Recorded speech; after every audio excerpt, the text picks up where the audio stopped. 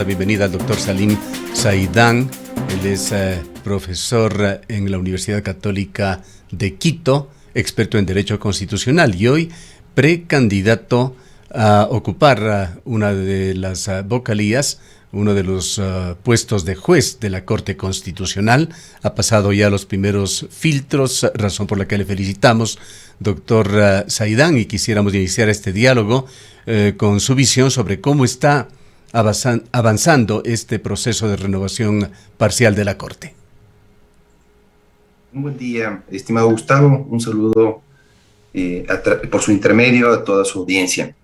Efectivamente, en este momento, la comisión calificadora nos ha notificado con la calificación de los requisitos que hemos acreditado con respaldo documental.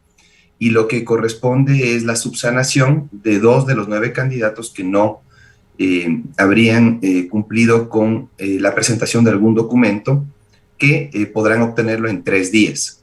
El reglamento de la comisión calificadora, la ley orgánica de garantías, da la posibilidad de que se subsane en 3 días si es que es algo que se puede de algún modo acreditar, si es que se puede con un alcance documental acreditar.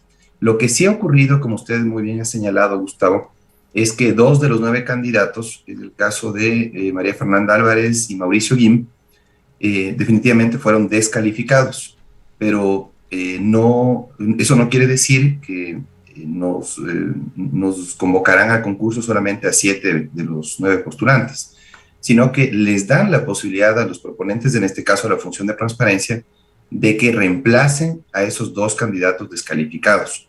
Es decir, la función de transparencia y control social, a través del comité de coordinación que ellos tienen, los superintendentes, el defensor del pueblo, también el Consejo de Participación Ciudadana, podrán reunirse y proponer 2 nuevos candidatos que reemplacen a los 2 candidatos descalificados.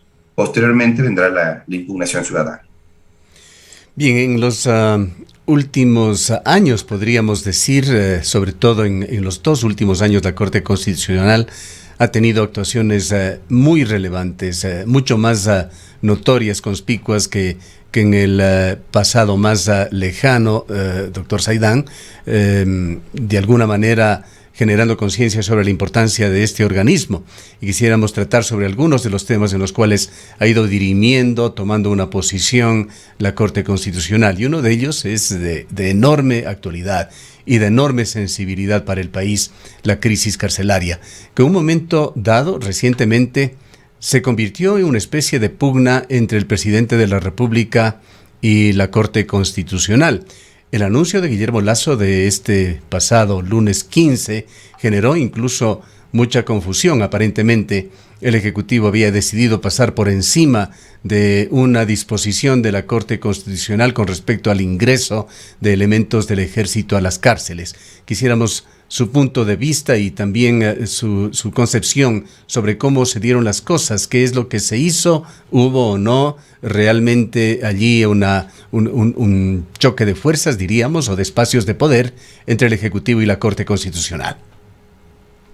Sin duda, el control de constitucionalidad, entre otras competencias, produce tensiones entre algunos órganos del Estado, en este caso, entre la Corte Constitucional y el presidente de la República. Lastimosamente, se ha procesado de mala manera esta tensión en este caso, ¿sí? Con declaraciones, con comunicados que no deberían realizarse. Yo creo que el presidente de la República tiene que expresar su voluntad a través de los decretos, reglamentos, la Corte Constitucional a través de las sentencias, ¿sí?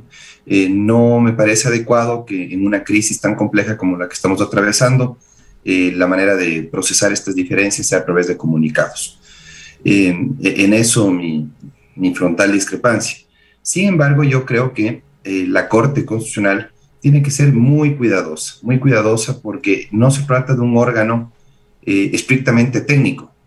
La Corte Constitucional también es un actor político, lo dice un experto argentino, Néstor Pedro Sagüez, que es indudable que la Corte Constitucional es un actor político también, porque se pronuncia sobre temas políticos. En este caso, existe una crisis carcelaria, una crisis en el sistema penitenciario desde hace varios años atrás, que es necesario afrontar con la concurrencia de acciones de varios organismos del Estado.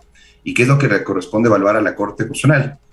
Le corresponde evaluar si es que el decreto y las medidas adoptadas en ejecución del decreto son apegadas a la Constitución, ¿sí? La Constitución efectivamente prevé que la Policía Nacional se encargará del orden público interno y que las Fuerzas Armadas se encargarán de la protección de la integridad territorial, de la defensa de la soberanía territorial. Esas son las funciones de en este caso, de las Fuerzas Armadas. ¿Qué es lo que debe hacer la Corte Constitucional? Revisar cuidadosamente no solamente la sección de los derechos, sino también lo relacionado con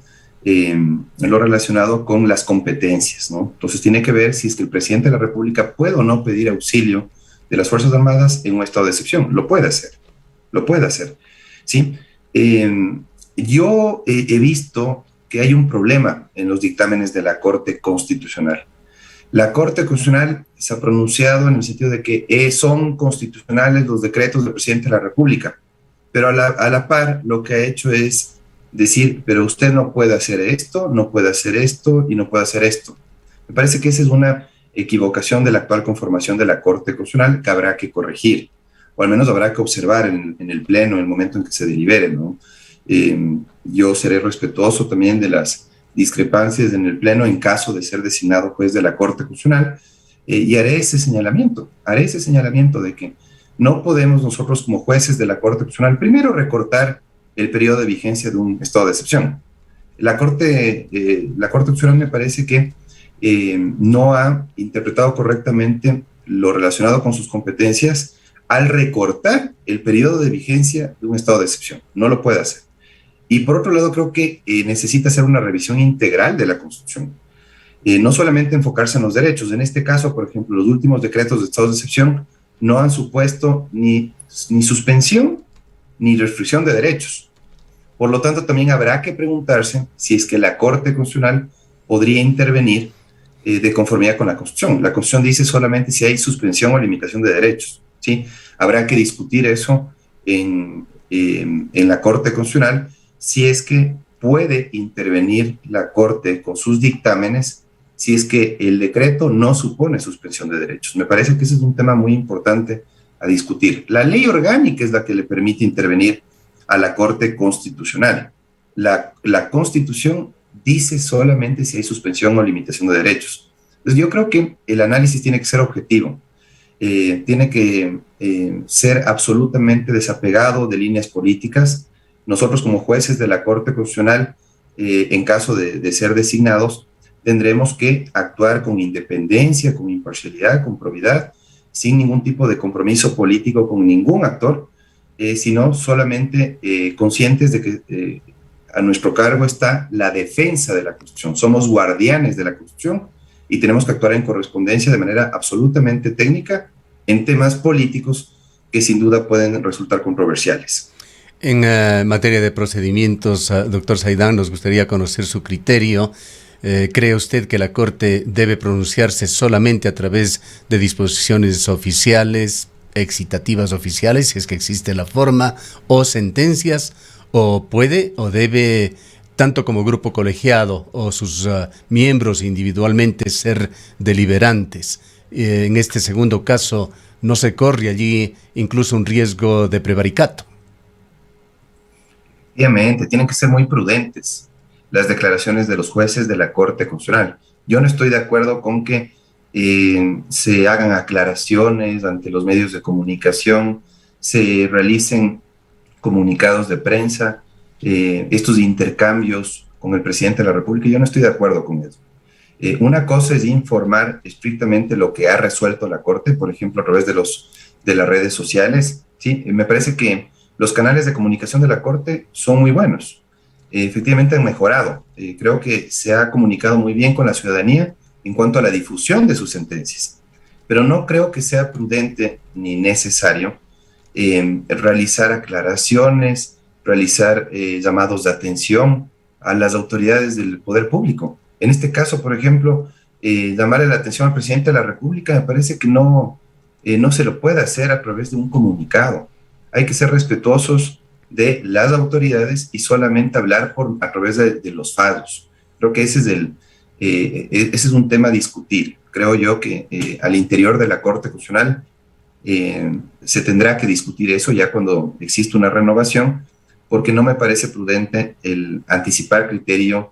Miren, por ejemplo, en uno de los estados de excepción yo recuerdo que la Corte Constitucional advirtió que no renovará el estado de excepción porque ya se ha hecho uso de los 30 días adicionales de prórroga, ¿no? Me parece que eso no es lo que debe hacer un juez de la Corte Constitucional. La Corte Constitucional tiene que ser muy cuidadoso de ejercer sus competencias, limitarse a actuar en el ámbito de sus competencias sin sobrepasarse, midiendo mucho las declaraciones, calculando muy bien, además de eso, la forma como se pronuncia. Y yo creo que hay otra cosa muy importante también, sin abstraerse de la realidad, abstraerse de la realidad. Hay una interpretación sociológica, ¿sí?, que hay que realizar, hay una interpretación que hay que hacer midiendo las consecuencias y no necesariamente de manera tradicionalmente rígida, como se ha hecho en ciertos casos, ¿sí? Yo he visto, por ejemplo, que en algunos casos ha habido mucha flexibilidad interpretativa y en otros casos mucha rigidez. Mire lo que ocurrió con la ley de apoyo humanitario, por ejemplo. Mucha rigidez en la interpretación del texto constitucional, en una cuestión excepcional de reconocimiento al personal médico, ¿sí?, el personal médico que había trabajado en área COVID durante la pandemia y que de algún modo había recibido un reconocimiento por decisión de la Asamblea Nacional. Entonces creo yo que en ese caso, por ejemplo, la rigidez interpretativa me llamó la atención. En casos como el matrimonio igualitario, la Corte Constitucional fue demasiado flexible. Entonces, yo creo que no podemos ser selectivos en cuanto a la interpretación de la Constitución. Tenemos que ser muy equilibrados en el tratamiento de las partes, en el tratamiento de los casos, sin ser selectivos, sin favorecer a algunos actores perjudicando a otros. Creo que hay que ser muy objetivos, muy equilibrados al momento de conocer y resolver las causas. En estos temas en los cuales se contrapone la seguridad en ocasiones con los derechos humanos, doctor Saidán, se han generado muchas polémicas aquí en Ecuador. Hay una realidad, esto expresada a través de entrevistas en este medio de comunicación de ex encargados de la cárcel de Turi, de la cárcel de Cuenca. Han hablado de un tema que parece casi una aberración. 2 guías penitenciarios están designados, o estaban así por lo menos en la ciudad de Cuenca, para controlar a cada 400 presos. Esa es la proporción, y además sin ningún tipo de arma, sin gente debidamente calificada, y lo más grave, sin planes de contingencia cuando las cosas escalan, que es parte de lo que ha permitido que estos gravísimos problemas, estas masacres, se hayan dado en las cárceles. El ministro de Defensa, por otra parte, Luis Hernández, ha señalado que la seguridad de los pabellones es función de los guías penitenciarios, es su obligación y no es de la policía ni de las Fuerzas Armadas. La pregunta es, ¿qué hacer en este sentido en Ecuador? Bueno, la sentencia 365-18-JH de la Corte Constitucional, expedida el 24 de marzo de 2021, justamente hace pocos meses, el juez ponente fue el juez Agustín Grijalva. Nos da un poco de luces de cuál es la situación del sistema penitenciario. Me parece que esta sentencia de la Corte Constitucional es muy acertada. Esta sentencia de la Corte Constitucional hace algunos exhortos a las autoridades competentes, hace un diagnóstico muy completo de la realidad del sistema penitenciario. Usted puede ver, por ejemplo, Gustavo, en este pronunciamiento, señalamientos claros con cifras, ¿no? de cuál es el total de, perdón, cuál es la capacidad de cada uno de los centros de rehabilitación social del país, cuál es el total de PPLs que están privados de la libertad en esos centros y en consecuencia cuál es la población en exceso. Porque el problema principal que tiene nuestro sistema penitenciario es la sobrepoblación carcelaria, el hacinamiento, ¿sí?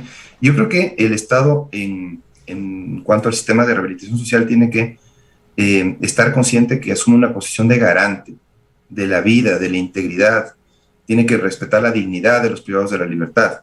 Al margen de los delitos que hayan cometido, creo yo que no dejan de ser titulares de derechos, no dejan de ser titulares de derechos y el Estado tiene que respetar su vida y su integridad. Ahora, por otro lado, también al menos la Corte Constitucional tiene que ser muy respetuosa de las medidas que adopten las autoridades competentes, ¿sí? Para asegurar la seguridad ciudadana, ¿no?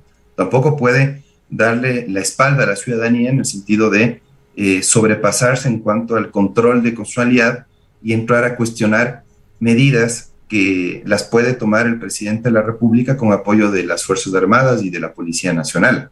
Creo yo que la Corte Constitucional tiene que limitarse a realizar el control formal, material eh, de los estados de excepción, tiene que limitarse también a conocer y resolver las demandas de inconstitucionalidad, pero no entrar a ser un actor que comience a cuestionar las medidas adoptadas por ciertas autoridades, ¿sí? Desbordando sus competencias. Tiene que ser muy cuidadoso de no sobrepasarse en cuanto a sus señalamientos. En el sistema de rehabilitación social, por ejemplo, hay múltiples problemas muy complejos. La Corte Constitucional en este caso, por ejemplo, dice, tomen en cuenta que hay 4 dimensiones de la integridad personal. Tomen en cuenta que se puede cometer tortura si es que se reúnen estos 3 elementos. Ha hecho señalamientos muy técnicos. Yo he visto que en esta sentencia la Corte ha sido muy técnica al hacer algunos señalamientos en cuanto al diagnóstico del sistema de rehabilitación social. Pero he visto otros dictámenes en donde la Corte Constitucional lastimosamente se ha sobrepasado, ¿sí? Y hace llamados de atención que no le corresponde hacer a la Corte Constitucional, ¿sí? Una cosa es ser defensor de los derechos de los ciudadanos y ser un contrapoder, ¿no? Adoptar decisiones impopulares en muchas ocasiones, ¿sí? Hacer señalamientos al presidente, a la asamblea, ese es el trabajo de la Corte, ¿no? Por eso se dice que hay una dificultad contramayoritaria, es irse en contra de decisiones que pueden resultar populares, ¿sí? Pero la Corte Constitucional tiene que en eso ser muy técnica en sus señalamientos.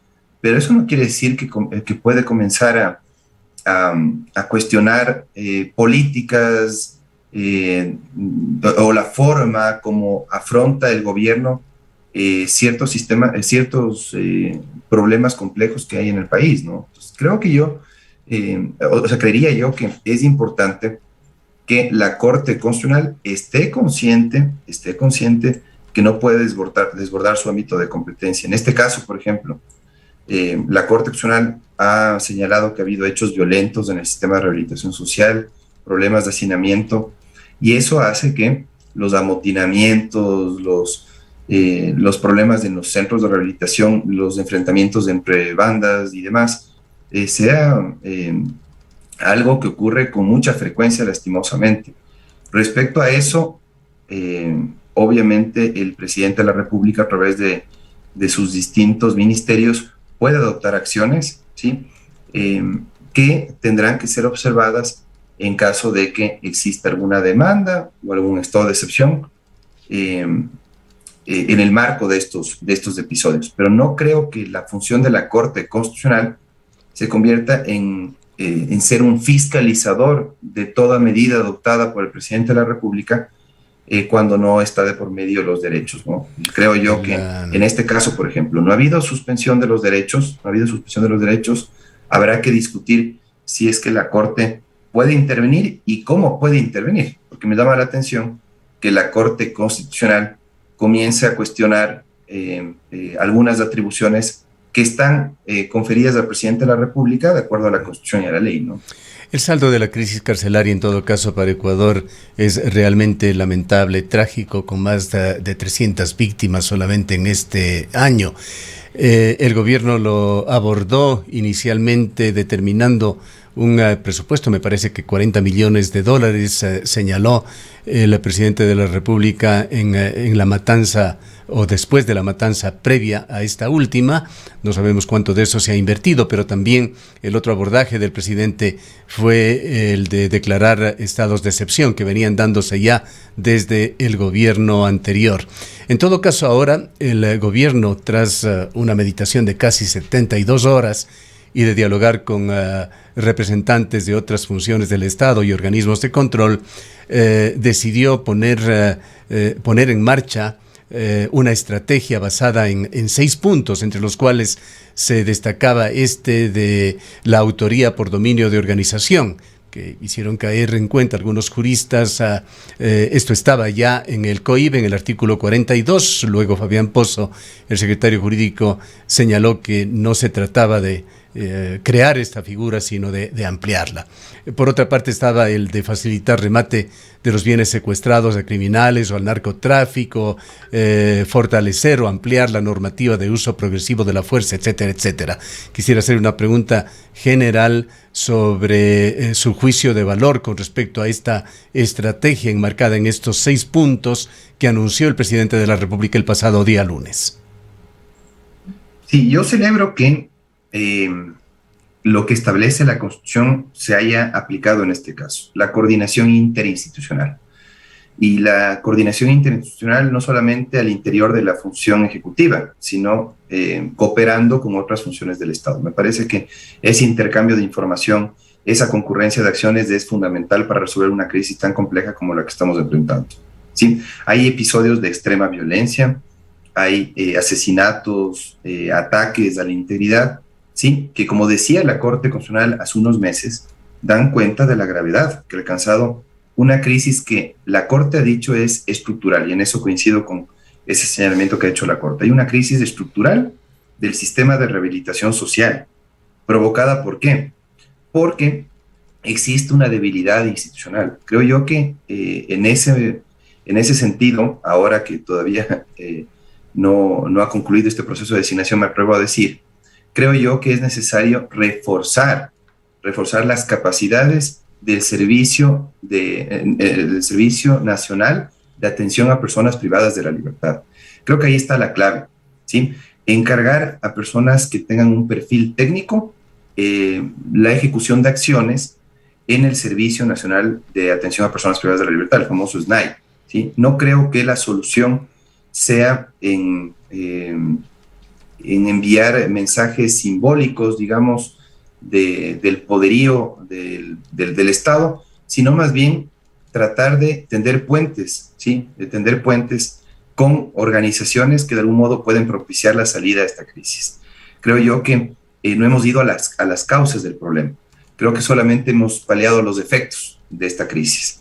Y creo que hay que ir a la causa de esta problemática, que puede ser justamente, entre otras razones, del hacinamiento, la forma como son tratados los privados de la libertad, ¿sí? En un contexto de hacinamiento. Entonces creo yo que hay que sensibilizarnos un poco más como sociedad, ¿sí?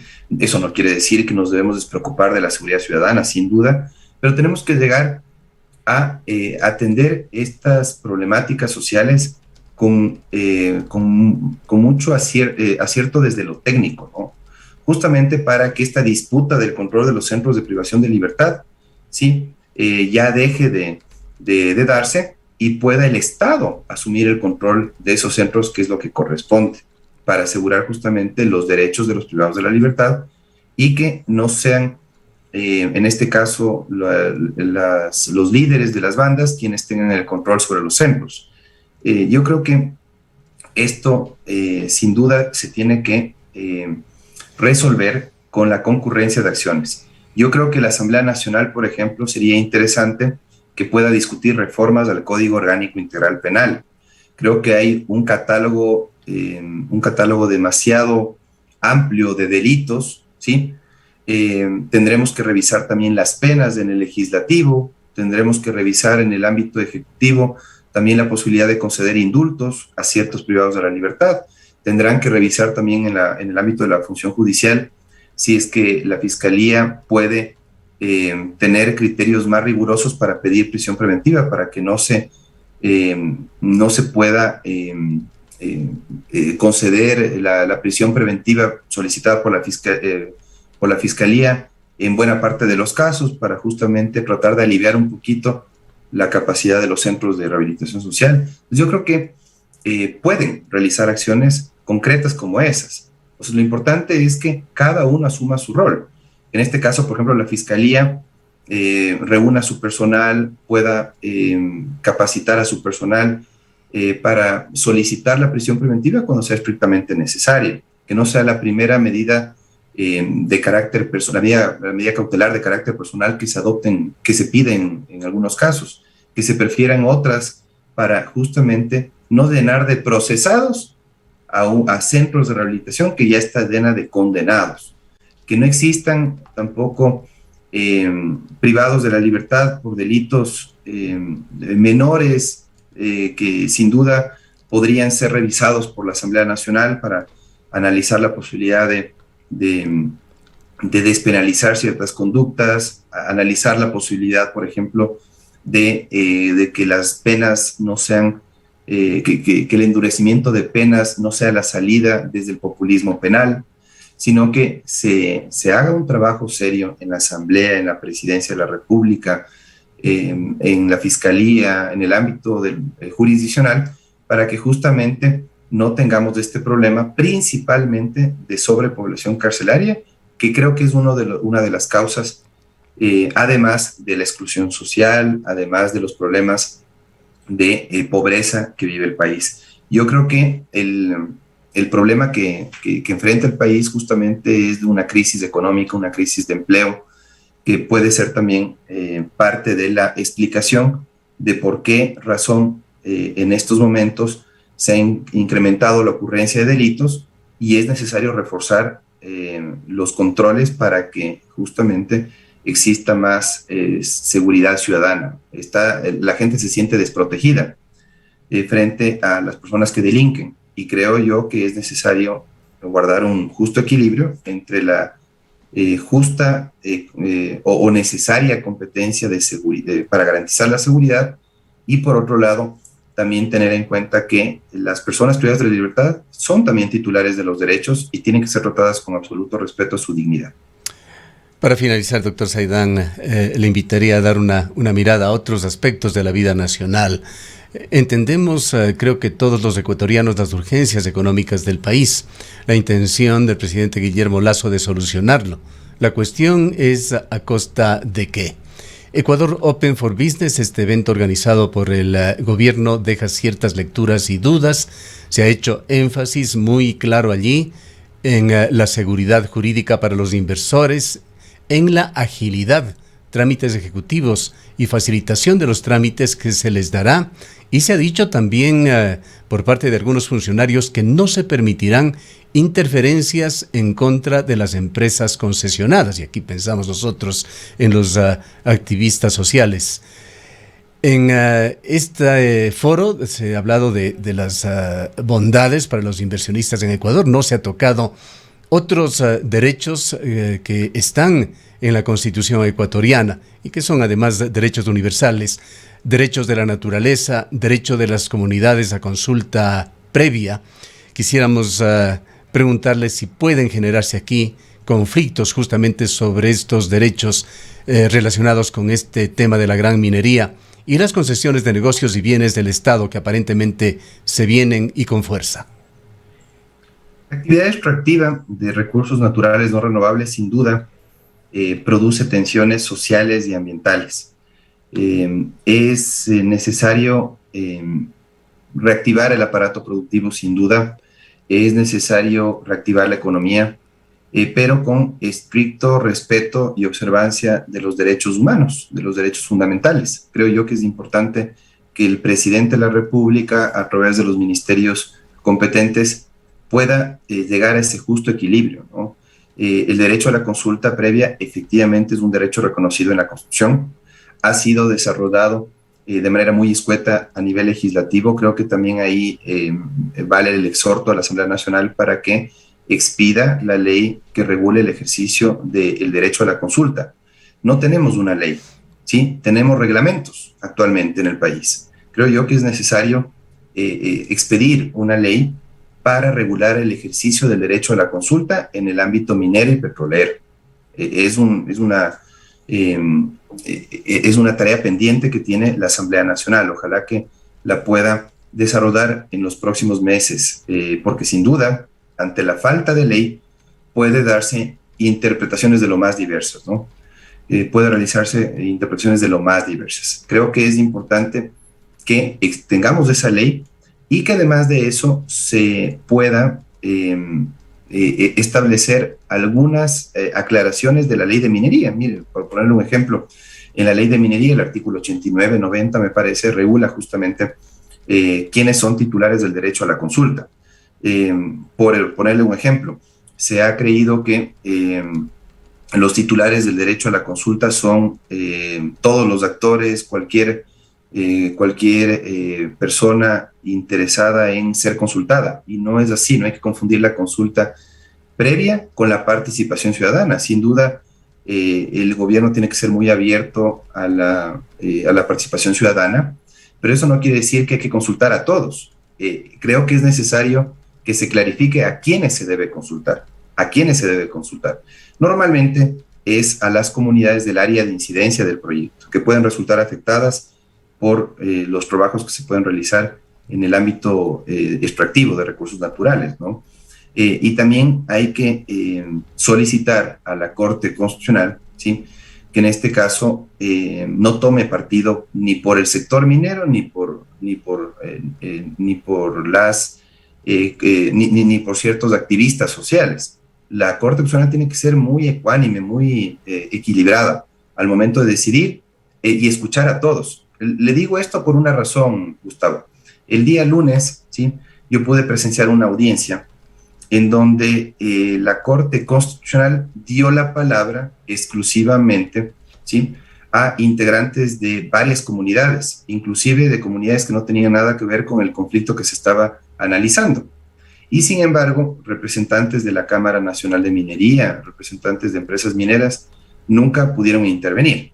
Creo yo que eso no puede tolerarse. La Corte Constitucional tiene que dar la palabra a todos los actores involucrados, ¿sí?, y tratar de encontrar una solución estrictamente técnica, apegada a derecho y en base a las pruebas que le aportan ambas partes, ¿no? Sin pretender favorecer a ninguno de los actores y siendo muy cuidadoso de aplicar el derecho como corresponde. Entonces, en este caso, los lineamientos de la consulta previa, por ejemplo, tienen que aplicarse, el que sea previa, libre, informada. Los lineamientos de la consulta deben ser más claros en la ley, insisto, en cuanto a quiénes son los titulares del derecho a la consulta. Pero mientras tanto, creo yo que la Corte Constitucional cumple un rol fundamental en ese caso, ¿sí? Hacer que se cumpla ese derecho, ¿sí?, sin que se hagan interpretaciones erróneas, ¿sí?, y que se convierta la Corte en una ONG. Insisto yo en una crítica pública que hice, la Corte Constitucional no puede convertirse en una ONG más, ¿sí? No puede favorecer intereses de grupo, sino que tiene que ser guardián de la Constitución, en ese y en muchos conflictos más que se pueden generar en el país. Le agradezco mucho, estimado Gustavo. Un último comentario y recordatorio, doctor Saidán. Sí, con esto terminamos.